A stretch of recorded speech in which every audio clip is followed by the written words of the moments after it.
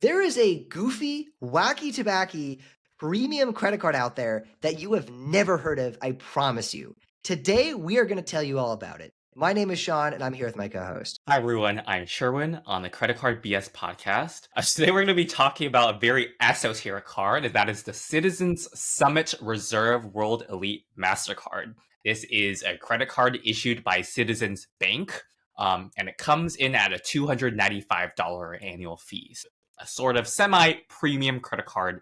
We're going to run through all the perks and stuff. Now, it's very interesting in that the annual fee is actually cheaper if you have a banking relationship with Citizens Bank. So it's one of those types of relationship cards. So like it's $95 instead if you have a Quest checking account, which I believe has like some minimum deposit or balance requirements. You can go look at that. And the fee is completely waived, $0 if you are a private client with Citizens Bank, which requires $200K in assets.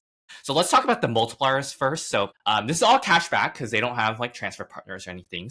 3% unlimited on dining and groceries, and 3% unlimited on entertainment. Entertainment includes concerts, sporting events, Broadway shows, museums, as well as streaming services such as Netflix, Hulu, Disney Plus, Discovery Plus, Peacock, Apple Music, and Apple TV.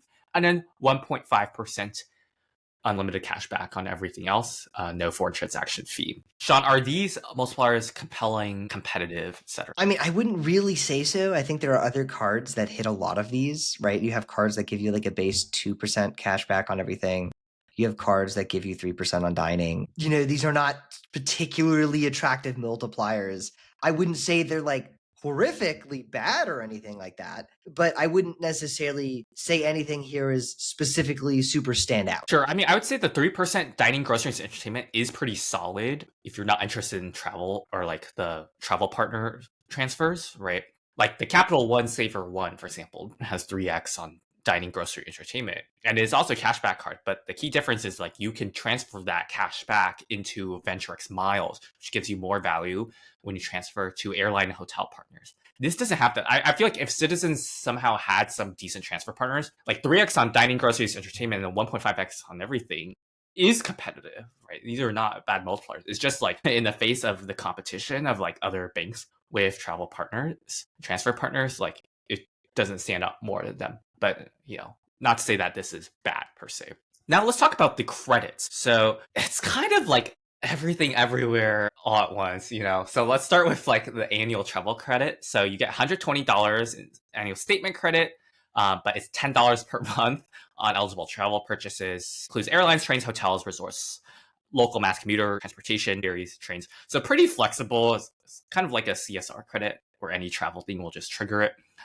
But like $10 a month, it's not like a hugely meaningful amount, in my opinion. Yeah, it seems, I mean, it's something that is like in theory like tangible, but it is weird. The next credit I find really odd as well is the Peacock credit. So this one, like normally with like a streaming credit, it's like, oh yes, we'll give you just like the streaming service. No, not with these guys. So you get $3 off Peacock Premium, or get this, $5 off. You get that showing a whole $5 off Peacock Premium Plus when you use this card to subscribe to Peacock. These guys are too generous for me. Not the most useful to me. What are your thoughts? I mean, it's kind of whatever for me because, like, if you have Instacart Plus, that confers you access to Peacock, to my understanding, and like a bunch of Chase cards will just give you like a couple months of Instacart Plus, and it stacks, right? Like, if I have like 4 Chase cards, each of them give me 3 months of Instacart Plus. Like, you can stack them; it becomes a year. So, like, and that's like fully covered Peacock. So it's kind of whatever for me to get $3 off, $5 off. And oftentimes a lot of like, like the merchant offers where you can like opt in and get a few dollars or some percent off particular merchants on like Chase, Amex, Citi, whatever. Like I see Peacock showing up frequently and they have statement credits. So like this is kind of whatever. I'm speaking of Instacart though, you get 2 months of free deliveries with Instacart Plus and $10 off your second order each month. Now, this is so strange to me. I mean, like, Chase offers all of these $10/$20 off coupons, but none of them require it to be your second order of the month. Like, I don't know why they don't And $10 is already like a meager amount. I don't know why they wouldn't just like give it to you. Yeah, it feels like definitely it was something where they were like negotiating with Instacart, and Instacart's like, yes, we'll give it to you this credit for free or something if you make it the second order. And then, the banking stuff is like, yes, it's free. Like, yeah, like let's get this. And it does, I don't really imagine there's like many people out there that are like, this is like a strong value proposition. I could be wrong, right? I don't know the success rate of this card, but like it just seems weird. I mean, What for me, yeah. it's whatever, because I already have two $20 credits and like four $10 credits from like my 6 or 7 Chase cards. So this doesn't help at all. And you can't stack those credits, right? Like each one has to be a separate purchase. So whatever. But yeah, Sean, go ahead. Yeah, well, what I was going to say is, while this might not be very high value, what would be very high value is checking out our YouTube memberships down below if you want to help support the channel even more and get access to even more exclusive, very high value content like this. But moving on, the next credit on this list, and I'm just absolutely floored by the generosity here. It's a $10 statement credit every month, okay? But you have to spend $25 or more on the card for Lyft purchases. So Sherwin, does this work like if I spend 25 on one ride, do I get $10 back, or is it like on my second ride or something? Well, it does say $10 statement credit, and rather than $10 credit on Lyft app, so I would assume it would trigger. I'm not 100% sure, but I would assume that would trigger. I mean, this one is sort of on par with the Chase Sapphire Reserve Lyft credit, but that one does not require you to spend $25 or more every month. The Chase $10 Lyft credit just applies directly on the Lyft app on your first ride of the month, and it's also 120 value. So like this is nothing special to me. Yeah, it doesn't seem to be like that high a value. Like it seems like, I mean, it's better than I prefer it to the Instacart because at least it's the first ride, but it's not much. Yeah, but if that first ride is not 25 or more, it's not going to be the first ride. Yeah. Yeah. Okay. So then you also get global entry and TSA pre-check credit, which like is already very common on many credit cards. It does not really move the needle and it's once every 4 years. There's Resort Pass, so you can get $30 statement credit on your next booking of $200 or more. I don't know much about Resort Pass, but like, come on, like at least give like $100, $200 credit, right? Like Resort Pass. I'm probably going to be spending $200 or more on a resort if I'm like only taking $30 off. Like, what is the point of this? It's weird because I hate the actual implementation of this credit. I like the spirit though, because I like the idea of these, like Resort Pass as a service, right? For those of you that aren't familiar, right? You're not booking a hotel through them. You are booking access to the hotel facilities through them. And like, it's a way to get a day pass to just like go to the pool and things like that. And I actually don't hate the concept. I think it is actually kind of unique and interesting. And I think it's cool to provide, there's not many cards. I don't know if there's any other cards providing a Resort Pass credit. So I like the idea behind it because it's like interesting, unique. I can get a new experience, right? Maybe it turns me into a Resort Pass customer. But like, I agree with Sherwin, $30 is like, what the hell? Like, could you at least be a little bit more generous with this service if it was 100 or 150 or something, right? That would be like, oh, I actually want to try it now. But this is like, I'm never going to try it. Do you know how much, I'm not super familiar with Resort Pass, but do you know how much usually like one of these costs if I were to pay for a Resort Pass? I've never used the service myself, but from I think how it works is like it's very volatile, right? There's going to be places where, especially probably in places that have harder times like monetizing those facilities, maybe like seasonal places, where it's going to be a pretty good deal sometimes where you might be able to get a place, maybe, I don't know, I'm just guessing at like $50, $100 for the day. But there's definitely going to be places where it's like, wow, this is like a total ripoff. It feels like I should just book a room at this price. And then we'll go into the more like several $100. There's also places that will probably do things where it's like, maybe you pay $200, but you have $100 food credit, right?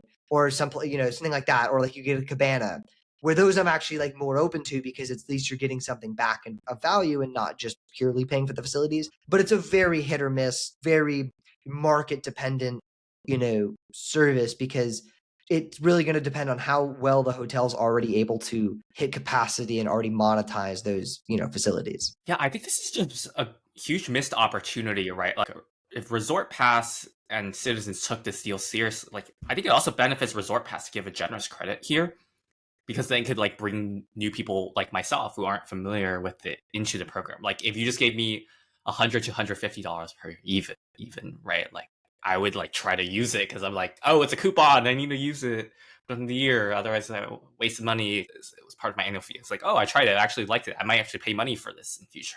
Whereas if it's like you have to spend 200 or more, and then you get like a meager $30 statement credit, and it's like, okay, I'm fine passing on this, even if I already have the card anyway. Yeah, bit of a shame. Okay, and then you get this Mastercard transit benefit, and it's I'm not kidding, a $2.50 statement credit when you spend $10 or more each month, but it only works at participating transit locations.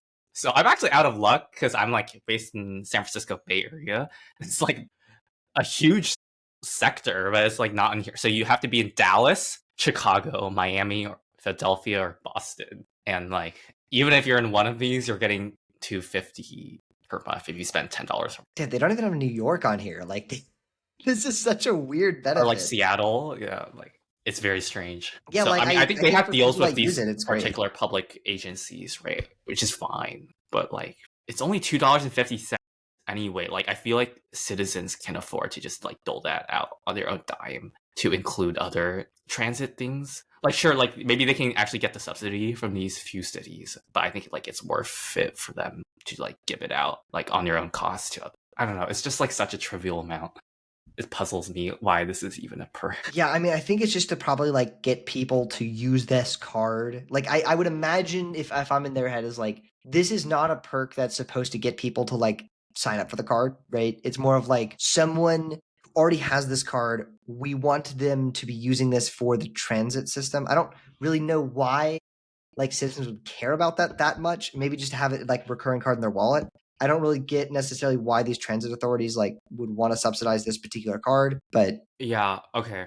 Anyway, so let's go through some now that we're done with like the credit type of thing. Let's go through some of the other benefits. So there's Party Pass, but it's only 4 free visits each year. It's kind of meh because a lot of other premium credit cards give you unlimited visits. You get Shop Runner, which I believe used to be a perk of the Amex Platinum card, but is no longer. This might be useful if you want to unlock free 2-day shipping and free returns at stores. There's Allo Moves, and I have no idea what this is. You get 50% off your membership, and you'll get 300 bonus points to Allo Access Allo Yoga's loyalty program. It looks like some kind of yoga or fitness club program thing. It was like the clothing brand, right? Oh, it is? Then what is the Allo Moves membership? Because Allo, like, we're talking about like the hats, right? Like the Allo hats. Are we talking about the same thing? I've never heard the words Allo Moves in my life before this. Maybe it's not pronounced Allo. Okay. Yeah, I have no idea. Anyway, continuing on. Soho Friends. Receive a complimentary year of Soho Friends using your Summit Reserve card to join, plus 20% off at Soho House Dining. I have no idea what this is. Like, if anyone knows, please leave it down in the comments. Wait, Soho House is like the social club, right? So I don't know anything about it either. That sounds like in theory it could be interesting because I think I don't know, but it's one of those perks where yeah, if we have to start asking what the perks are, they're probably not that useful. Is the hint? Yeah. Okay, then no foreign transaction fees. Already covered that. You get a Citizens Concierge and Mastercard travel rewards. Okay, so that's all of the perks. So, okay, my overall take is this seems like a card specifically designed for people who are already banking with Citizens and just wanted to keep everything one ecosystem, but they had a chip on their shoulder that like Chase and Amex are offering like these premium cards, enticing people like, hey, we probably have some clientele who want some kind of premium card, but they're also lazy and not going to research a bunch of other issuers, and we just want to offer them some kind of like premium-esque experience, regardless of whether it's like meaningfully competitive with other programs that are out there. So let's just hobble together a bunch of random credits so that we can say like the annual fee is justified, and then it sounds like it's a really great deal for our private clients who have 200K in assets to have this waived annual fee, and then you get all these random credits for free, basically. Now, if I was already a private client with Citizens Summit Reserve or Citizens, I probably might get the Summit Reserve Roll Elite MasterCard and use the $10 per month annual travel credit because it's free for me anyway. But like, I would not really go out of my way to get this. Also, note that there's no sign-up bonus, at least when I looked at it. So it's like really targeting people who just want everything in one ecosystem rather than like trying to get a lot of value. I feel like if they're not even offering a bonus. Yes, I agree. And I think like the way they've priced this is definitely to be this like, they're not expecting anyone that isn't a customer to get this card. Maybe you open like a checking account because you want this card. Sure, maybe. But like the $295 annual fee, I don't think they did that because they expect anyone to actually pay it. I think the point of it is that if you're a customer already, you're going, wow, I get this like $295 annual fee, big discount. Or if you're not a customer and for whatever reason you're considering this card, you're like, damn it, I got to become a customer now because otherwise I'm getting ripped off. I'm actually surprised like more banks don't do this, as to like put these like fake, like bogus annual fees like really high and then like discount it, right? Like imagine if Chase is like, yes, the Sapphire Reserve is $1,500, or it's like half off if you have a Chase account, right? Like that would actually get a lot of people to have Chase accounts. Yeah. So I think it's like a weird card. I agree with you entirely that it's like pretty much only designed for existing customers, or maybe to get people to become existing customers. It's not something I would really consider unless I was like already a private client of theirs. And then even then, I think there's still a debate because of like 524, no sign up bonus, all that. But it's like, I can't say the card objectively sucks, at least if you have like the checking account or the private client. But like, it's definitely not like an AT card. It's a very wacky kind of mishmash of perks. It was like some executive that told their interns like, yo, I like the Amex Platinum. Let's do that, but just like make it cost us no money. And then, you know, they had their like week project or whatever and put this together. Yeah, it's pretty funny. I mean, I would say, you know, if you're someone who does have like high enough assets to engage in one of these relationship tiers with a bank, there's probably better options out there, like Bank of America, for example. If you have 200K with them and you're in your platinum honors, you get like 75% more return on all spend. So like on your 1.5x unlimited card, you can be getting 2.625% cash back on purchases, which is really solid, right? Like I'd focus my energy there. I might do Citi's private client thing because like if you have 200K, that's like Citi Gold, you get $145. The Citi Strata Elite annual fee. And if you're like private client, which is $1 million or more, you get the waived annual fee for the first year and then the $145 off every subsequent year. And those like cards actually have like more tangible perks, in my opinion. I'll do that. I mean, if you have a lot of assets with Schwab, I think the Schwab Platinum can also give you like a huge rebate on the annual fee. So I think that's the better way to go, in my opinion, than trying to one of these janky cards simply because you happen to bank with them and have assets. Yeah, totally agree. Yeah. So if you enjoyed today's video, please give it a like, subscribe, let us know what you think of it down in the comments below. Also, don't forget to check out our new memberships program. You'll get even more value and it's a great way to support the channel. Sean, why don't you plug our Discord? Yes, if you want to connect with an elite group of credit card enthusiasts and award travelers entirely for free, check out the Travel Lane Discord group at the link in the description. You will learn a ton, I promise you. Thank you so much for watching, and we will see you next week.